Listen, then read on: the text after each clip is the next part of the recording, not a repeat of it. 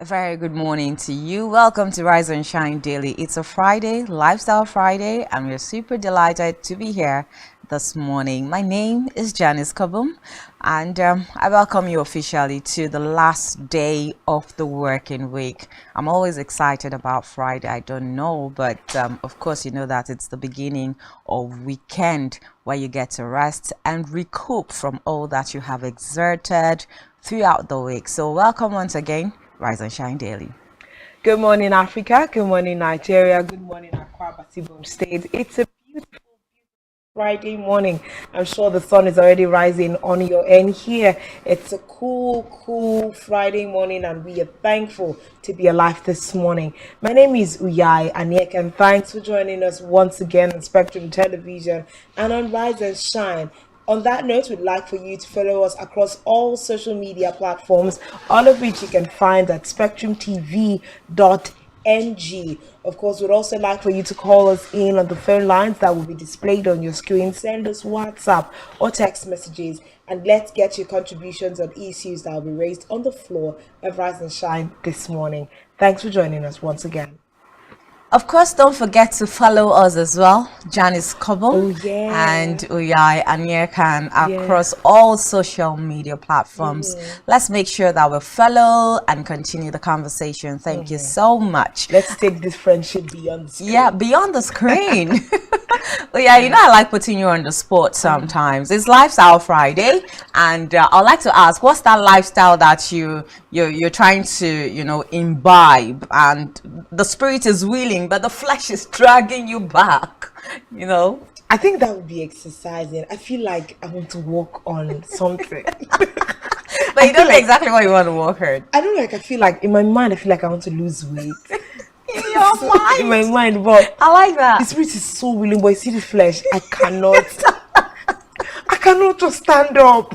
Oh my God. You know, yesterday I was feeling kind of ill, and I had to take a walk like around the village. But I was done. I feel like panting. Panting from your nose, your mouth, your ear, everywhere. But in terms of lifestyle, I think it's exercise that I would love to, and then I'd also like to tweak up my feeding. You know, the things I eat a little bit, but you know how the climate that we are is. It's difficult to even get fruits and all of those things to eat, and I'm like, no, I can't be living this way. Well, I think for me, I thought about it this morning, and I'm like, come on. Like on my way to work, I was just thinking, plenty thoughts in my head. I'm like, okay, so can I just eat everything that I would like to eat without me adding some? Oh, yeah. You know, that's gotta be a cheat that we need. Like a cheat. You eat, you want to eat ice cream, you can have it. You want to eat chicken, you want to eat anything, and you're just there. Eat bread. Bread. Don't go there. Sometimes I wonder if my village people actually did me with bread, but it's okay. At least I think there should be some kind of moderation. Moderation is just key. But then if you're like someone that likes to always have something in your mouth, like how do you survive? It's easier for me on days that I don't have anything, like maybe I did not stock up the house with anything, but as long as that thing is there, and like every 2 minutes, you know sometimes I deliberately don't stock up. Yes, because once I do, I'm always feeling like I'm hungry. Meanwhile, that's just a mental state, right? Psychologically, you're feeling that, because there's food, you're hungry. But if you don't stock up, you find out that you're not even hungry. You don't want to nibble on anything. You just go vibe. But once you just see something like, okay, let's stand up and fix something to eat. But it's just like, Okay, so of course, Lifestyle Friday it is, but then again, we are also going to be talking about some serious matters, and that's going to be part of our major conversation this morning. So straight up to our major conversation. But today is Happy Easter Friday, so it's like Happy Easter Friday. Today is Good Friday. Good Friday. Easter Friday. Good Friday. Good Friday. Easter Friday. Easter Friday. Happy Good Friday. Yeah, happy Good Friday. Yeah, and I hope you make the Friday good. Like, Yeah, I'm with sure happy Aqua mites hour. are going to be doing happy hour, right? Aqua mites are going to be having like a happy Good Friday. Woo! But then again, is it not contradicting with all of the things that Good Friday stands And for? what happy We're hour not stands supposed for? to be all happy and we're supposed to be in a sober mood, No, but I don't reflecting think. on the journey to the cross and all that Christ did for us, and not necessarily coming out jumping. Yeah. I don't think so. I also think that you can receive the finished work with a lot of joy. It's been done. It's been done. There's Yeah, no it has need to be to be on like Sunday, on Easter Sunday. The reason when this Christ Sunday morning when rose, he rose. yes, when he rose. And Okay. you know how it works. Oh, come on. When we go to the social media and you see he arose, he are risen, he are that, I'm here. He's going to rose. He's going to rose and all of that. Please, let's not see all of that, please. Some people don't even have an idea what rose. But because that's going to be a trending word come Sunday morning, yes, and you you just see, retweet, he has copy risen. and paste. He has risen. He has arisen. Did he right? Let's be calming down, guys. Let's be calming down. Okay, now let's actually go to, don't mind I and we this morning. We woke up from, I don't know, maybe the middle of the bed or something, because I don't also understand the left side and the right side. So let me just put it at the middle of Where the all bed. things are working. Yes, where all things are actually working. Okay, let's be serious this morning. Let's go to some serious business. Major stories for the morning. Of course, a group, the Northern Youth Council of Nigeria, has warned against the federal government's planned removal of fuel subsidy in the country, threatening that such a move would be resisted. While expressing their opposition to the proposed fuel subsidy removal, they raised concerns over the potential impact of such a move on the already struggling economy and the Nigerian people. The council president, Isa Abubakar, who stated this in a statement in Kaduna on Thursday, which was yesterday, also expressed fears that any palliative measures put in place to cushion the effect of the subsidy removal would be looted by corrupt individuals like the COVID-19 intervention funds. Consequently, the group called on the Nigerian government to reconsider its decision to remove the subsidy, arguing that it would only lead to an increase in the cost of living for the average Nigerian who is already struggling to make ends meet. They also urged the government to focus on implementing policies that would create jobs and stimulate economic growth. We cannot afford to have another round of hardship inflicted on the Nigerian people, especially the youths who are already grappling with high unemployment rates and a lack of opportunities, he said. He warned that there would be severe political consequences on those who are conspiring to throw Nigerians into avoidable crisis. Yeah, serious issues. This But is then a very again, very serious issue. pertinent issues have been raised, within that write-up. Yeah. And the arguments for, from the Northern Youth group. Yeah, Northern Youth Council of Nigeria. I think it's also beautiful to see that our brothers and sisters from the north are the ones speaking up at this time. It's usually like easy to see that sometimes it's like the south and the west always team lead on these kinds of things, not that they're not always a part of it, but we like the fact that they are engineering this particular move, because like we said yesterday, who borrows 800 million US dollars to come and give palliative because they want to take away subsidy? It is even basic economics in secondary school will tell you that that's not a good policy move. It's not good for the economy. It's not good for the people. So how can we have people that were elected into office that cannot the least bit, think policies through? And the NYCN have come out to say that this is unacceptable. And if the federal government, and decides to move ahead with this, that they're going to be seeing some actions from, basically this is like Nigerian youth. It's not just like the northern youth at this time, but they have first of all spoken out on behalf of the teeming population of youth in the country. Now they have threatened to ensure mass civil action across the 19 northern states and Abuja, the FCT, if the federal government decides to go ahead with this. Now, this statement was issued by the council president Issa Abubakar. The fear, let's even look at their fear, which is the fact that this same palliative that first of all has been borrowed is going to be looted by the same people who say they want to help Nigerians. So it's just back and forth. We even said it yesterday.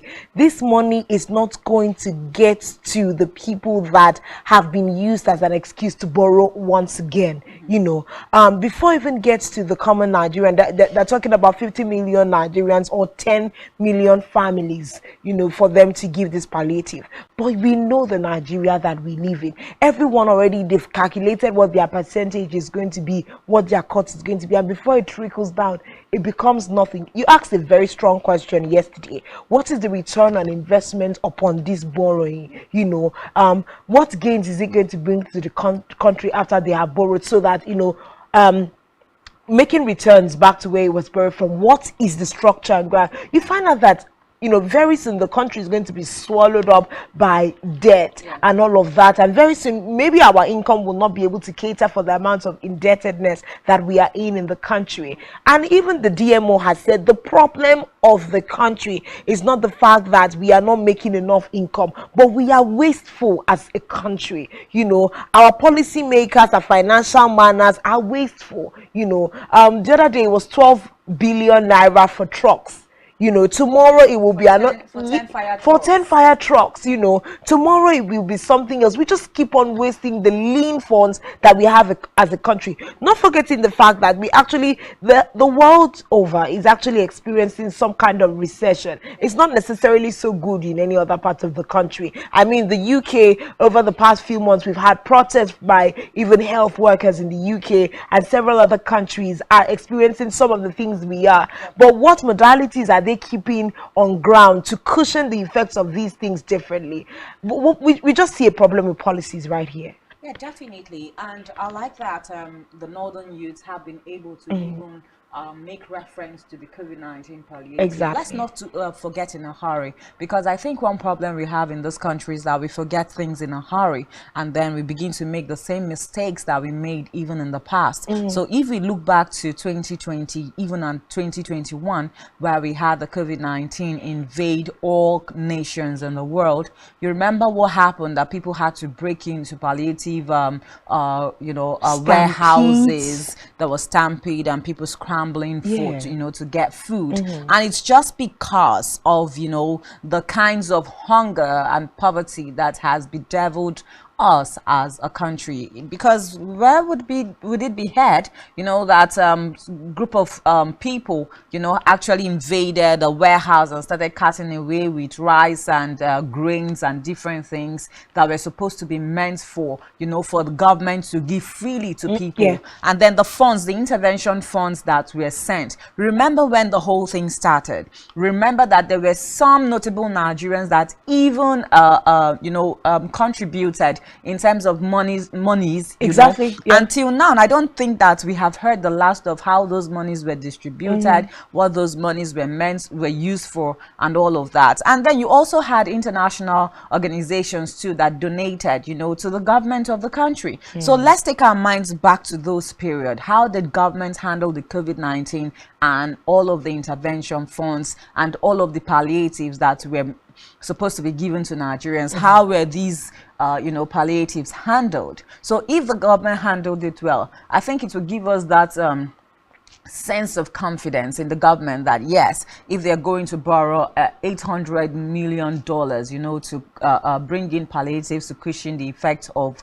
subsidy removal, then they can do it. But we are having a situation where the government did not even handle the COVID-19 palliative and intervention funds properly. So I think that the northern youths have actually made a good reference to the COVID-19 and what view what Nigerians should anticipate would happen with this $800 million. More like we've seen this before. Before, yeah. So what's the difference? You know, what are the institutions that have been, or rather structures that have been put in place to make sure that this $800 million will serve the purpose to which it is being borrowed? Yeah. And you made mention of the fact that there are no structures also to bring in return on investment. So if we are borrowing to eat, we are borrowing to build roads, we are borrowing to do one thing or the other. To buy buses. To buy buses. Buy buses to and fire trucks. Okay, buses. Yeah, yes, they intend to buy, buy trucks. Buses to cushion the effect of the removal of subsidy. Yes. You now ask,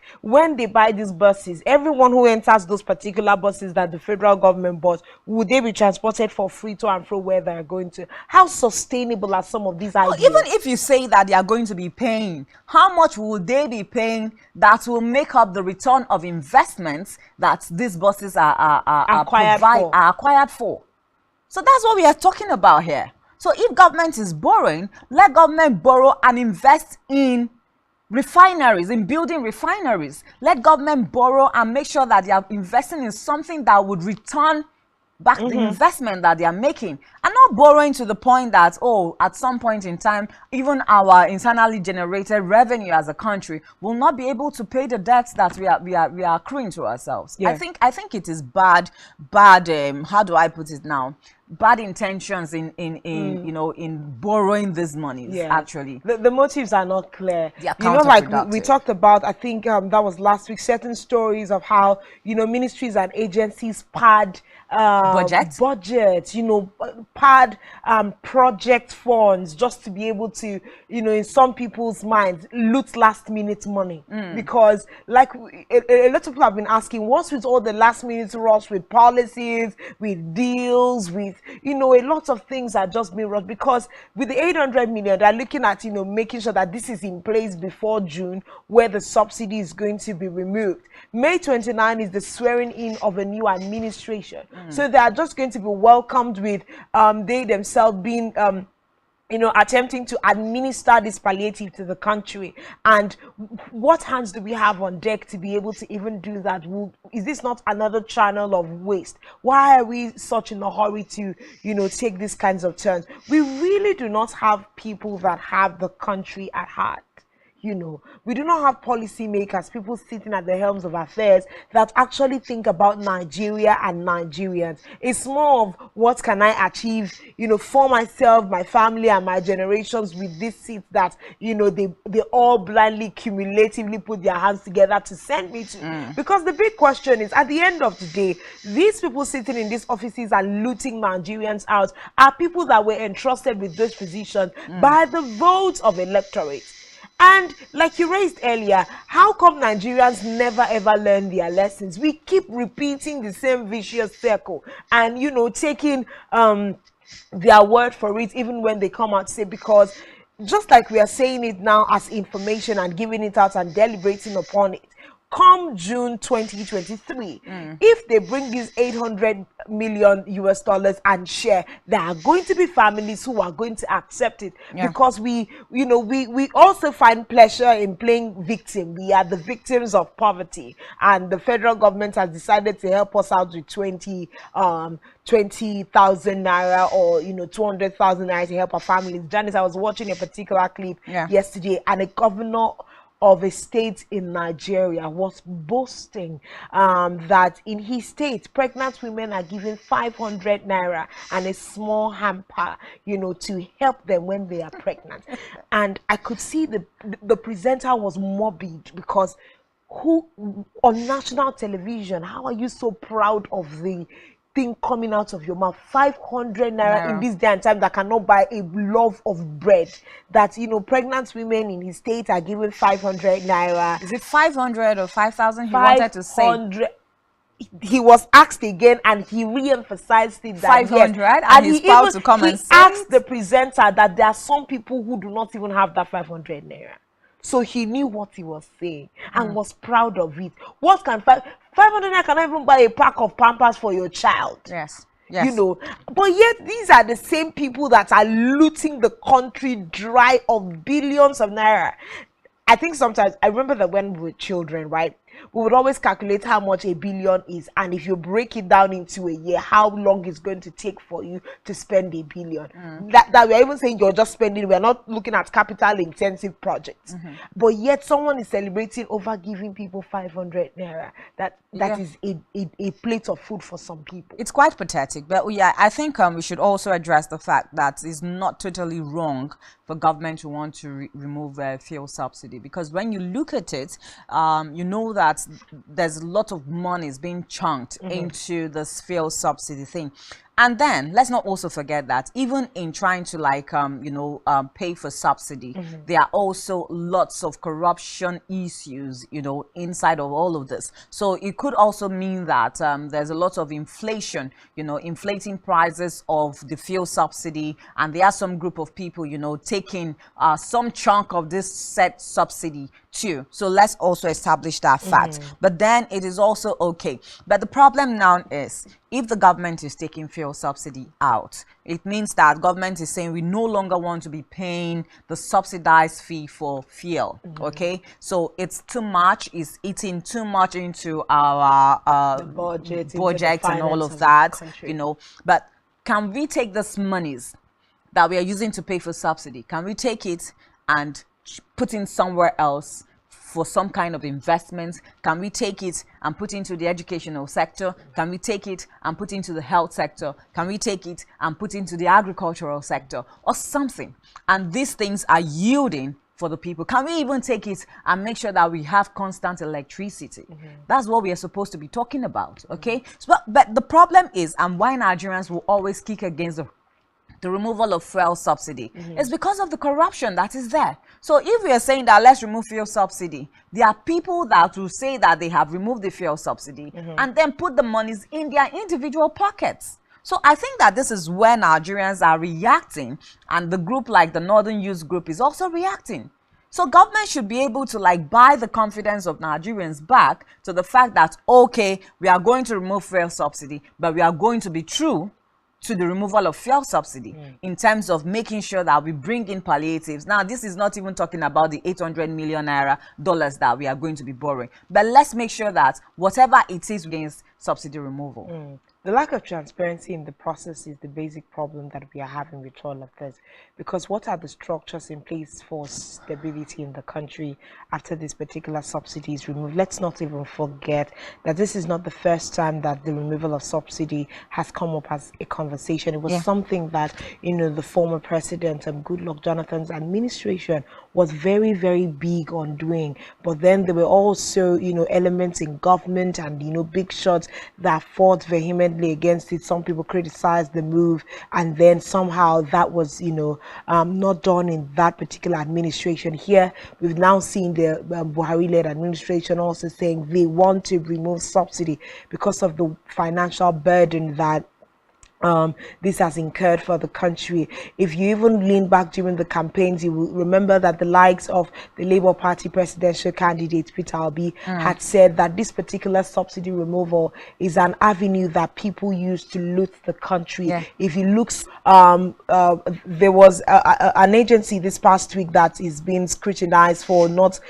it is even the NNPC for a couple of years they have not been able to provide their paperwork for the financial activities that have been going on in the agency. But yet you're saying you've been spending trillions. Do we even have auditors? Subsidy. Standing reading the country of what we can become. Let's even say we take out subsidy overall.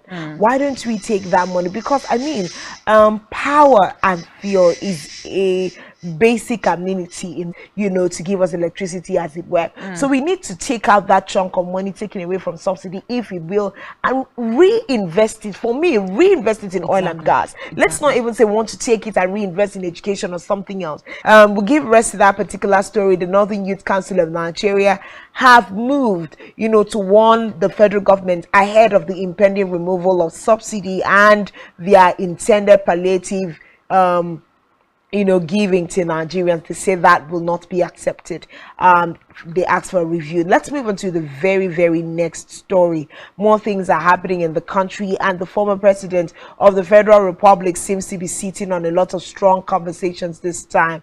Now, Olusegun Obasanjo has said that the incoming administration must work to facilitate national moral rearmament and reconciliation following the divisiveness occasioned by the just concluded general elections. This, he said, had the potential to bring about healing and to assuage Nigerian youth who were angered by the shortcomings of the elections. Obasanjo stated this while delivering his speech at a conference in Abuja organized by Next Year and the Ibadan School of Governance and Public Policy, themed from elections to governance and performance. Very, very creative theme right there. He added that governance in Nigeria now required thinking outside the box to rescue the nation in terms of its plunging economy and huge national debt burden, adding that there must also be the political will and action as well as administrative efforts to reform the public service and turn it into a capability-ready unit. Obasanjo noted that in light of the challenges facing the country, he was now too old to keep quiet, stating that he would continue to voice concerns for the benefit of the nation. I think very instructive things the fact that he's already too old to keep quiet about these things. I mean, that No, what an elder is sees sitting down, a child will not see even when they are standing up, and he's calling our attention to the things that we need. And I think that the theme of that particular conference is very instructive.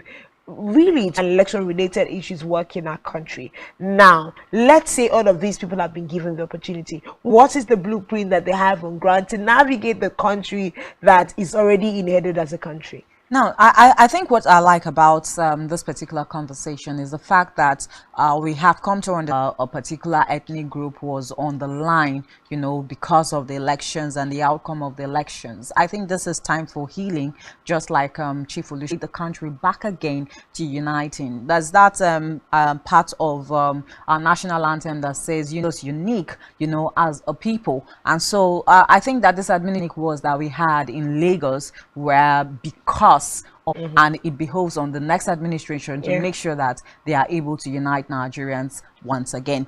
But at this point, we'll just take a very short breather and we'll join Mary Joseph of Dailies. And today is Lifestyle Friday. I'll not let the cat out of the bag on the focus of our conversation, but you can't wait to have that conversation with us. So do stay with us. We'll be back in a bit.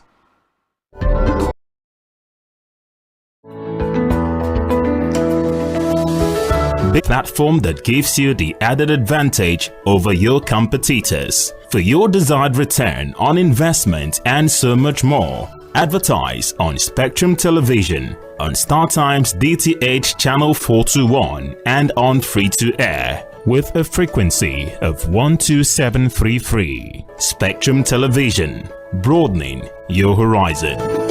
Every society is premised on the quality of relationships forged by its inhabitants. The health of these relationships determines how well people, relationships, organizations thrive and how long they stick together.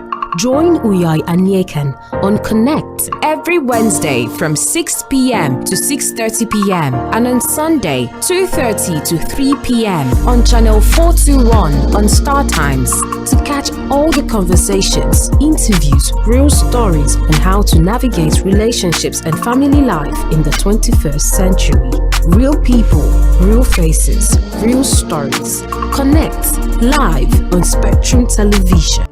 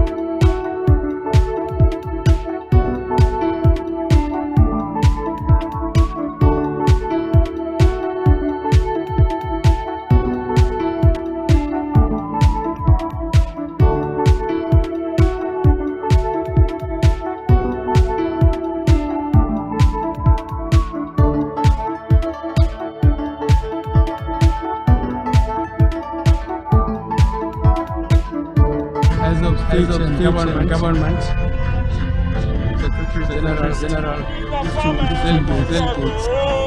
His Excellency Lagos, Nigeria today as we want to recover 45 seats taken to counting.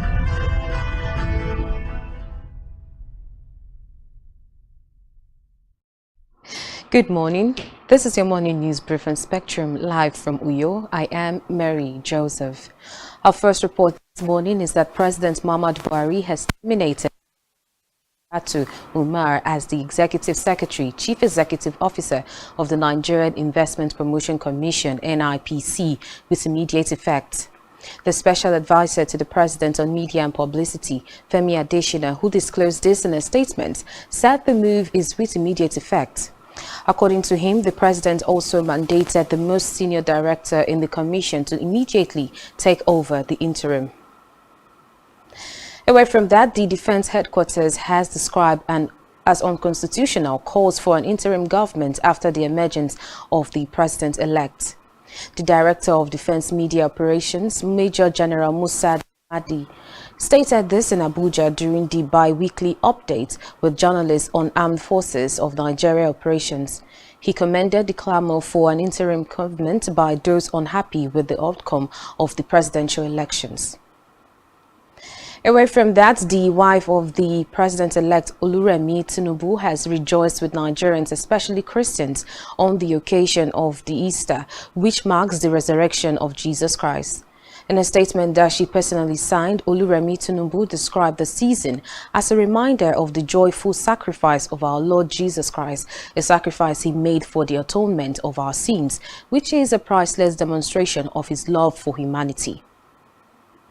On the foreign scene, the Israel army says it intercepted rocket fire from Lebanon after crash between Israeli police and Palestinians inside Islam's third holiest site through warnings of retaliation from around the region. Reports say there was no immediate claim of the responsibility for the attack, which came amid heightened tensions after Israeli police clashed with Palestinians inside Jerusalem Al-Quds mosque. And finally, in sports, Nigeria has dropped 5 places in the latest FIFA men's ranking. The Super Eagles, who were ranked 35th in the world in the latest ranking released in December, dropped 14 points to 40th. The Eagles' drop in the rankings was largely due to their poor performance in the recently played Africa Cup of Nations qualifiers against Guinea-Bissau in the month under review. Well, that's the news we have this morning. We'll give you details of this and more in our news at 12. My name is Mary Joseph. Let's head back to Rise and Shine, where we have Janice and Uyai on standby. Do have a lovely weekend. State and government, Secretary General, distributed delegates. His Excellency Lagos, Nigeria today as we want to recover 45 seats taken to counting.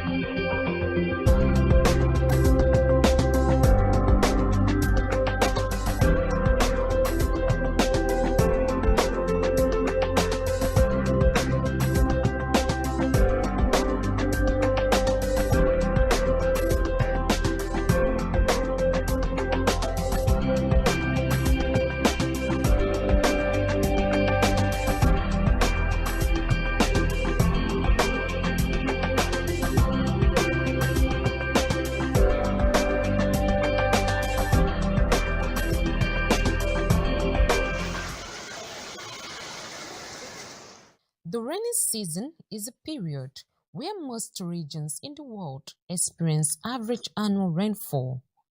Nigeria is characterized by 3 distinct climate zones: a tropical monsoon climate in the south, a tropical savanna climate for most of the central regions and a Sahelian hot and semi-arid climate in the northern parts of the country. In southern Nigeria, the rainy season features light rainfall in March and heavy as well as abundant rain in June and July, with annual rainfall amounts usually above 2,000 mm and can reach 4,000 mm and more in the Niger Delta. Meanwhile, a brief break is experienced in August to begin again in September and end late October. In northern Nigeria, the rainy season begins in mid-May and ends in September. Do you have your umbrella or raincoat, rubber shoe, sweater, and blanket ready for the rainy season? Let's find out Nigeria's readiness on the rainy season. I have umbrella, I have shower cap, I have raincoat. I'm prepared for the rain. This rainy season, I'm prepared for it. I have umbrella. I always got my umbrella in case the rain meets me where I'm going to. And I also make sure that whatever I'm putting on is something that I know that can prevent me from cold regarding my condition. For women that don't always carry their umbrella around, I don't think it's a best advice for that, because their hair, it will damage their in fact everything they are holding, it will damage it for them. So I think they should carry their umbrella along. Then for the men also, it's the same thing. You can't go out without umbrella now. When the rain it's heavy, you can't go out without umbrella. So I think we should go. It's good to carry your umbrella along. If you don't have umbrella, just make sure that one thing, I don't like people entering the rain when it's falling. So no matter how heavy it is, no matter where you are going to, no matter you are rushing, just try and stay under a shade to make sure the rain stops before you move. Rainy season in the country is also a planting season, and with the dry season comes the harvest. It is the most ideal time for farmers to plant their crops because the soil is very moist and is able to retain more water. During this season, farmers tend to focus on growing their root crops such as yams, cassava, potatoes, maize, groundnut, millet, and rice. They also grow a variety of vegetables and tropical fruits such as mangoes and coconuts. However, farmers expect lower crop yields during the wet season due to the abundance of rainfall and low soil quality. They also expect greater amount of insects such as mosquitoes and ants.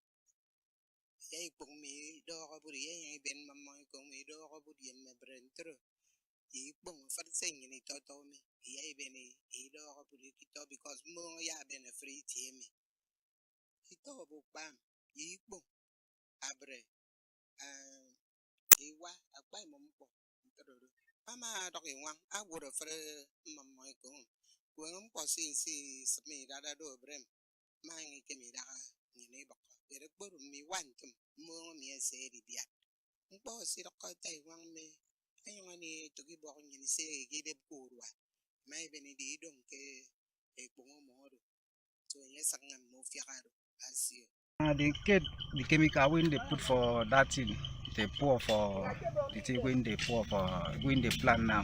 Okay. Because of without if you not put the chemical, something go enter the farm to chop the thing where they plant. So that is why.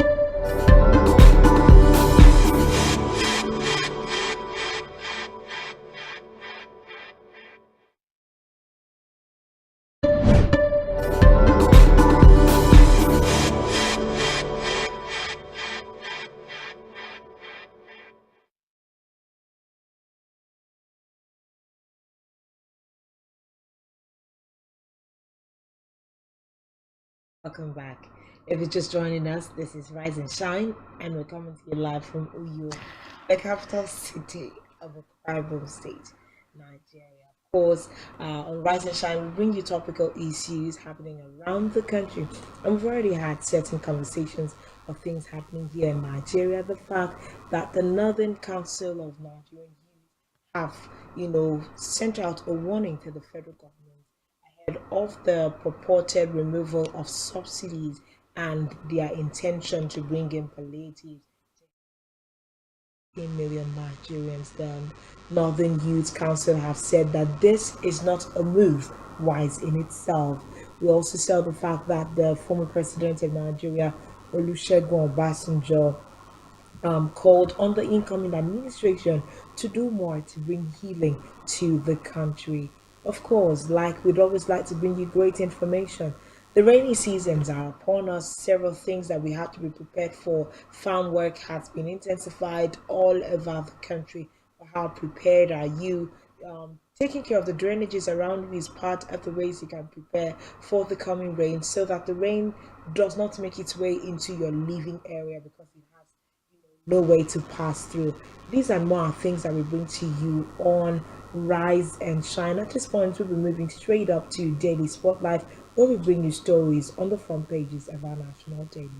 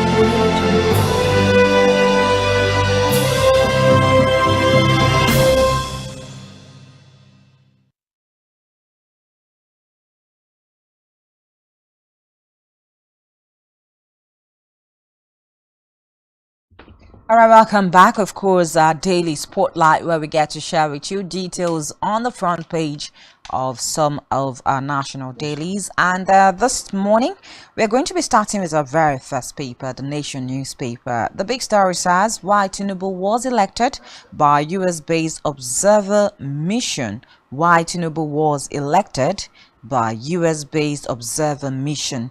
And of course, the writer says Ndi leader Kassan speaks on poll at meeting with minister in Washington, D.C. We also have a story here that says Macron seeks China's action to end Russia's Ukraine war. Leadership crisis tear Labour Party apart. And Abure Apapa lay claim. Details of that story can be gotten on page 5. Obasanjo urges incoming government to begin healing reconciliation. Pressure on me to go into self-exile, Obi urges. No easy electoral victory again, Buhari tells politicians. No easy electoral victory again, Buhari tells politicians. We also have mischief makers plotting interim government, says defense headquarters. The writer says from pretty small writings, I can't really see that, but mischief makers plotting interim government, says the defense headquarters. And that's all that we have on the Nation newspaper. Okay, moving on to the very next paper. We'll take the Punch newspaper this morning, and the big story there on the Punch says interim government parties back military as DHQ rubbishes plot, says calls illegal. INEC has announced President-elect Interim government can't stand, DHQ warns. Call for interim government a coup, treasonable, unpatriotic, says APC, PDP, NNPP. Military cannot interpret constitution, says Labour Party, tells THQ to avoid politics. We also have here BUA Foods grow revenue to 418 billion naira, page 25. We see here reps probe alleged 20 billion diversion by NNPCL officials, page 19. We also have here sacked LP chair blames APC as police occupy secretariat, page 12. Killer hates men, raid Benue community, kill policeman, 45 others. We also have here remain in Lagos for census, Ohaneze tells Igbo. IG decorates newly promoted DRG, AIGs, others. That's what we have on the front page of the Punch newspaper. Okay, we move now to our next paper. Our next paper will be Daily Sun. Okay, Daily Sun next. And the big story says bloody day in Lagos, Edo, Benin, Benue, others. Okay, bloody day in Lagos, Edo, Benue, others. Gunmen kill 3 policemen, 49 others cause injury and cut away weapons. Ohaneze to petition Buhari National Assembly over profiling of Igbo in Lagos. And the writer says sets up emergency line to report victimization. You can find that story on page 28. Military reject interim government's dream. Describes aid as mischievous and unconstitutional. Page 6 is where you find that story. Troops eliminate 53 terrorists, rescue 118 victims, destroy 50 illegal refining sites in Delta State. You can find that story on page 4. We supported Southern Presidency for Unity of Nigeria, Wike and El Rufai. Page 26 is where you find that. 10th National Assembly, Diaspora APC endorses Kalu for Senate President. Page 27 is where you find that story.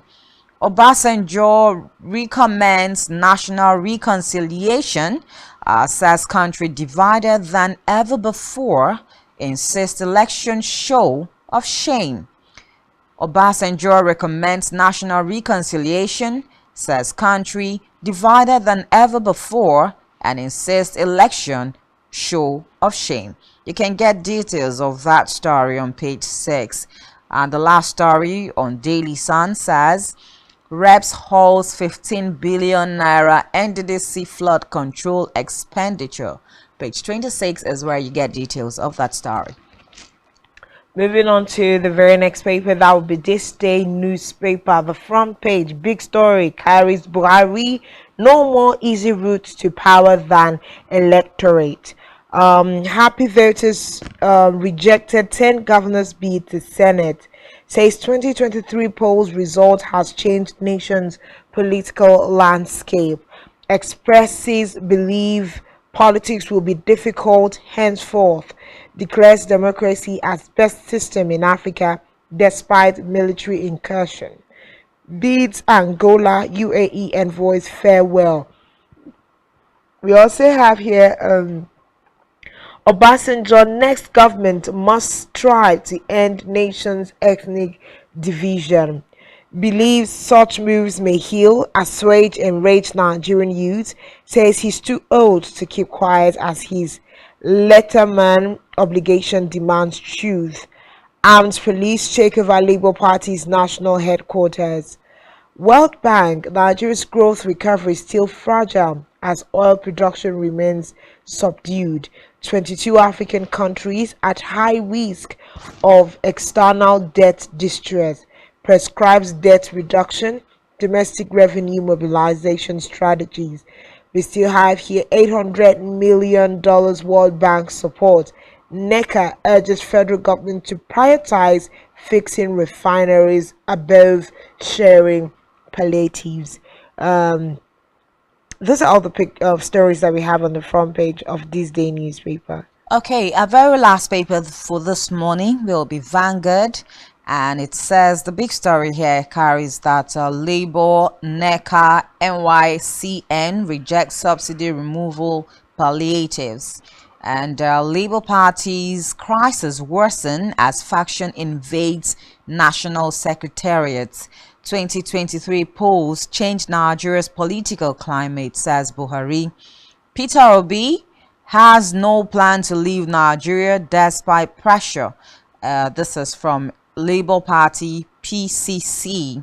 We also have flight cancellation loom as fan denies all marketers access to airport. Troops neutralize 45 terrorists, rescue 118 kidnapped victims. Gunmen kill 3 policemen, injure 1 in Edo. 2023 polls show of shame, Obasanjo. We also have that interest rate pension fund investment in federal government securities up 16.5% to 9.9 trillion naira. Okay, and those are just the stories that we have on the front page of the Vanguard newspaper. Of course, we also have that interim government is unconstitutional by the military. Why high out-of-school children rates persists. Serious concerns there. Yeah, I think I would like us to take up on the out-of-school children. I think even if you check statistics, you hear that Nigeria is one of the highest out-of-school children, highest country or number 1 country where we have the highest rate of out-of-school children, and it's really pathetic. I know that it is even because of out-of-school children that we came up with the how is it called now? Yes, thank you. Homeschool feeding program. And when you even look at the homeschool feeding program, would we say that it actually achieved the objective at which it was created and all of that? You know, there was just a whole lot of corruption going on under the homeschool feeding program. We had situations where even vendors complained that, you know, the monies that were given to them were not enough, or it was not the assigned money that was supposed to be given to them that was given to them. We had also issues where the indomies that were supposed to be meant for these out of school children were being sold somewhere like in Cross River State. I remember very well.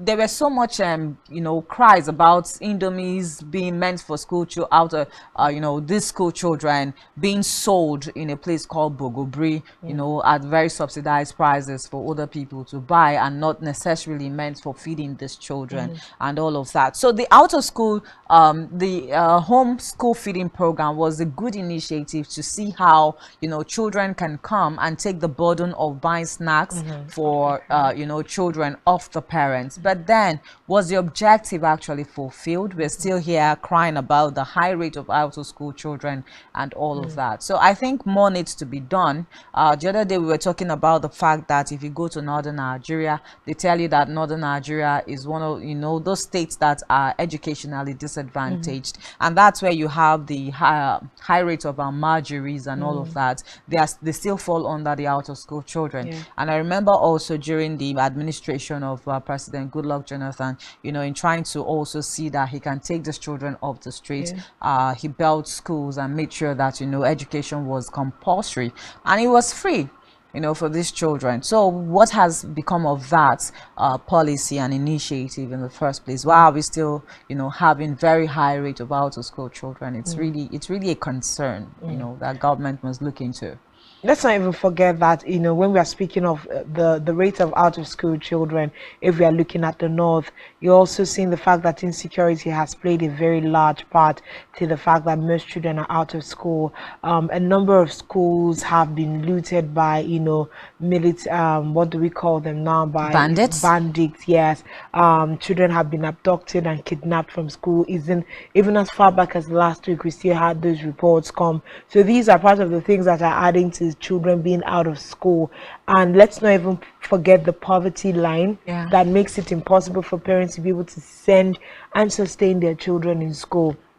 Because when you're talking about sending a child to school, you're talking about books, you're talking about uniforms, you're also talking about the fact that there are, certain other basic amenities that are necessary for a child to be able to get good education, and these things are a major problem. How much is the federal government also investing into the education sector? If you remember, it was Kwankwaso, now the presidential candidate of the New Nigeria People's Party, that had a framework and a plan to invest in primary basic education, not even looking at the university level, because sometimes there's a tendency for us to say, oh, there's a lot of problems with the university and tertiary education, but we are overlooking the problems that we have in the elementary schools. That's the basics, the foundation. Yes, and most educators will tell you that once you get the basic education of a child right, you have pretty much set that child on a good trajectory for education. Most children come out well because of the quality of primary education and elementary education that they got. So even if you send a child to a very good primary or elementary school and then send them to, like, in this day and time, an average secondary school, or even or even you send, like, like in this day, it's more like private schools are giving the A-list education and government schools are just to pass by. So even if you say give the child a strong primary education, pass them through a government school, they will do just fine. But how many of these primary schools are invested in? And poverty also makes a lot of parents to send their children to rather go hawk or try to make ends meet for them. And although sometimes we try to bash these parents, if you really come close to home and have conversations with them, you would pity them, that they really need an extra hand to be out there selling pure water or hawking bread and all the likes. But this is not the life that any child should be getting. So in terms of what the governments can do, and also in this day and time in the country that we live in, we need to see private organizations stretch an olive branch to certain sectors also in the country. I think our guest is standing by, but before then, please, let's just hear from Nigerians. Let's take this call. Hello, good morning. Hello, good morning. What's your name and where are you calling us from? My name is Jibin and I'm calling from Gwagwalada. Gwagwalada. Did you say your name is Joseph? Jibril from Gwagwalada. Go ahead. Go ahead, sir. Good morning. Hi, morning, ma. Great. I want to comment about this subsidies removal. Okay. Go ahead, please. 2019, the promise of removing subsidies. Why increased petrol from either 80 something to 145? There is no any palliative. And this period of time again is coming that they are going to remove. They went and borrow money. That this money is going to be meant for palliative. Is it not a 419 scam? They should stop using us that they are removing palliative. They are not removing palliative. They are out to cheat us. Because of that comment, when he made that they are going to remove, there is no palliative. When Jonathan want to remove that palliative last time, when Jonathan want to remove subsidy, he make a palliative available. Everywhere there is policy. But do they make anything available? And they are trying to say to remove subsidy. It's an indirect of siphoning Nigeria fund. All right, thank you very much, Jibril. Thank you, ma. Of course, Jibril is also of the opinion that this is one way to cheat Nigerians out of taxpayers' money, but this is even worse. This is not just taxpayers' money. We are borrowing from the World Bank to be able to sustain the transition, from, availability, from, doing subsidy for fuel and all the likes. A lot of Nigerians will have different feelings about this. Yeah, definitely different feelings. And you know that the issue of fuel subsidy removal has been like a gradual process. And sometimes Nigerians will ask, when will the subsidy removal even finish? Yeah. Let's take another call. Hello? Hello? Hello, good morning. Please turn down the volume of either your radio or television set so that we can hear you. Thank you. Your national television. All the people in the house can be, be quiet, so you can go ahead. Your name and where you're calling from. What's your name and where are you calling us from? Yeah, hello, good morning. What's your name and where are you calling us from? Okay, that person can absolutely not hear us. Drop call. Please, before you call us, do also turn down the volume of your television set, or if there's a radio playing by you, or if people in your house are having a conversation, they can just turn it down so we can hear you on that particular call. All right, let's take this call. Hello, good morning. What's your name and where are you calling from? Okay, so I think at this moment we'll just take a very short breather and we'll be back very shortly. Do stay with us.